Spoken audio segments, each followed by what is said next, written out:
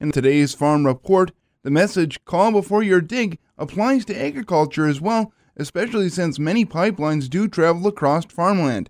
Emily Wilmus with the University of Minnesota Extension Service Office talks more about this free service offered here in the state of Minnesota. Did you know there are over 2.6 million miles of pipeline in the United States today? Currently, there is over 500,000 of additional pipeline in planning, permitting, or under construction. The majority of U.S. pipelines are used for gas transmission and hazardous liquids. With so much pipeline buried around the country, it's no wonder that a large majority ends up near or on farmland. Have you ever heard of calling 811 or the catchphrase "call before you dig"? Recently, a survey of farmers with pipelines on their land was conducted, and the results showed that only 18% of those farmers had ever called 811 before digging. 18% is not a lot, especially when you consider how dangerous pipelines can be. Pipelines carry explosive materials, and if you hit one while digging, you could be liable for damages, not to mention the risk of injury or even death from hitting a pipeline. So, why wouldn't you call 811? Calling 811 is completely free. When you dial 811, you will be connected to your local one-call center. In Minnesota, it is the Gopher State One Call Center. If you have a smartphone, you can download the free Gopher State One Call application.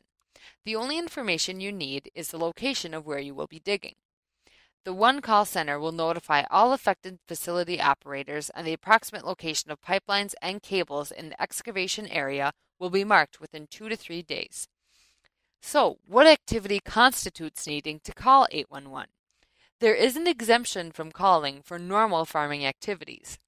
So make sure you know the difference between farming and excavating. Farming activities include plowing, planting, cultivating, and harvesting at depths of less than 18 inches. Excavating activities include fence building, tiling, terracing, grading or contouring, deep tilling, soil sampling, tree and stump removal, clearing or grubbing, ditch cleaning, trenching, and augering. If you are doing any of these excavation projects, you need to call before you dig. Pipelines allow easy transport of gas and other hazardous liquids, but it's important that we respect where these pipelines are in order to keep ourselves and our farms safe. As one pipeline safety group puts it, it took years to make it a farm, and it takes one call to keep it safe. When you call 811 before digging, you reduce the chance of causing damage to less than 1%. Remember to call before you dig. It is completely free and will help keep you safe. For additional information about buried pipelines and the free calling center, visit www.gopherstateonecall.org or www.commongroundalliance.com. This is Emily Wilmus with University of Minnesota Extension. Get the latest in farm news with me, Scott Colomb, at 6:35 a.m. and 4 p.m. here on AM 960 KLDF and 24/7 at fallsradio.com. Summertime can be tough for some calves, especially if they get under stress. Emily Wilmus with the University of Minnesota Extension Service Office shares some tips on how to manage heat stress in calves. Dairy farmers know the importance of getting plenty of water to their cows during the hot summer months, but what about your calves? High ambient temperature and humidity can lead to heat stress in calves. In these situations, calf panting and sweating do not compensate for this stress, and calf energy needs will increase, which must be supported by adequate nutrition. In addition, as calves attempt to maintain body temperature in the summer months, increased respiration and sweating result in water losses which have to be replaced.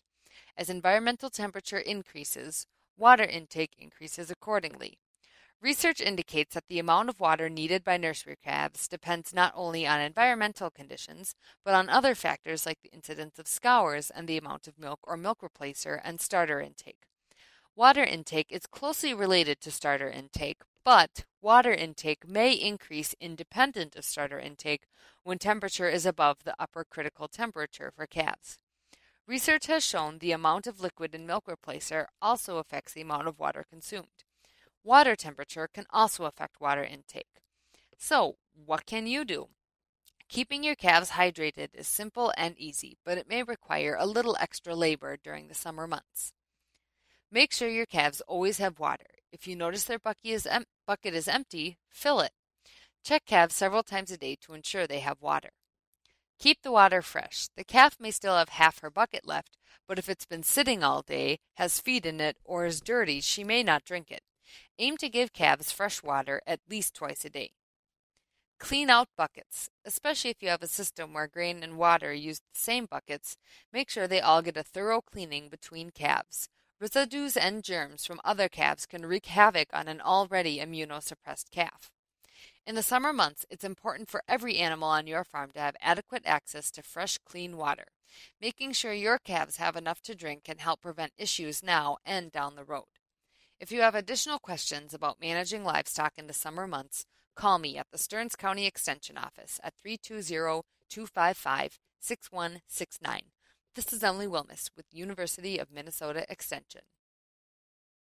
With the potential of another high-path avian influenza outbreak later this fall during wild bird migration, I tasked to begin the process of putting together a task force for purposes of planning for a worst-case scenario in the fall so that we would be prepared to deal with a reemergence in the 21 states that have been impacted and affected by AI and potentially trying to deal with reemergence of this in new states as well. Agriculture Secretary Tom Vilsack Tuesday shared ways to deal with another round of high-path AI cases during a USDA poultry industry conference in Des Moines, Iowa, called Avian Influenza Outbreak: Lessons Learned.